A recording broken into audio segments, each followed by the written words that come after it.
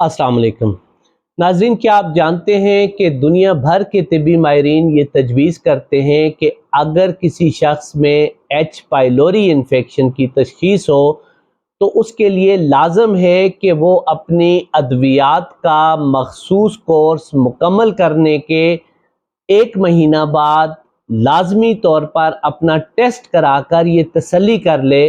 کہ اس کا H پائلوری infection مکمل طور پر اس کے جسم سے کلیئر ہو چکا ہے۔ ناظرین، طبی ماہرین کے مطابق ایسا کرنا اس لیے ضروری ہے کیونکہ ایچ پائلوری بیکٹیریا کی بڑھتی ہوئی اینٹی بائیوٹک ریزسٹنس یعنی اینٹی بائیوٹک ادویات کے خلاف مزاحمت اور کچھ دیگر عوامل کی وجہ سے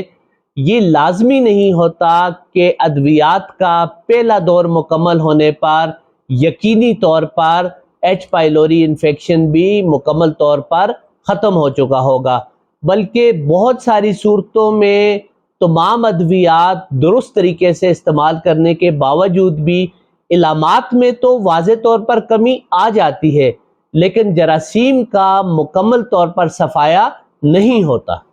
اور ناظرین، اگر ایسی صورت میں مریض یہ سوچ کر مطمئن ہو جائے کہ بس علاج ختم تو بیماری بھی ختم،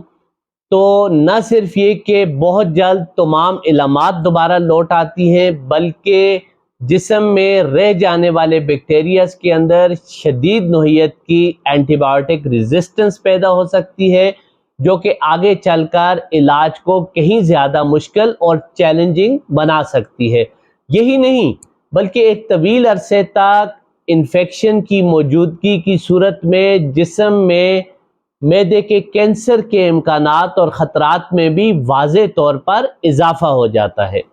اسی لیے ناظرین، تمام بین الاقوامی طبی گائیڈ لائنز یہ تجویز کرتی ہیں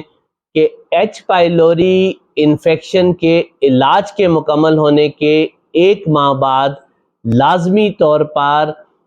سٹول اینٹیجن ٹیسٹ یعنی بڑے پیشاب کا ٹیسٹ یا یوریا بریتھ ٹیسٹ نامی مخصوص سانس کے ٹیسٹ میں سے کسی ایک ٹیسٹ کو کرا کر لازمی طور پر یہ تسلی کر لینی چاہیے کہ جراثیم جسم سے مکمل طور پر ختم ہو چکا ہے۔ اور ناظرین، ایک بہت اہم بات، علاج کی کامیابی اور جراثیم کے خاتمے کی تصدیق کسی خون کے ٹیسٹ سے نہیں کی جا سکتی۔ ایچ پائلوری انفیکشن کے لیے عمومی طور پر کیے جانے والا خون کا test blood antibody test کہلاتا ہے، اور یہ ٹیسٹ ہرگز یہ نہیں بتا سکتا کہ جراثیم علاج کے بعد جسم میں موجود ہے یا کہ ختم ہو چکا۔ شکریہ۔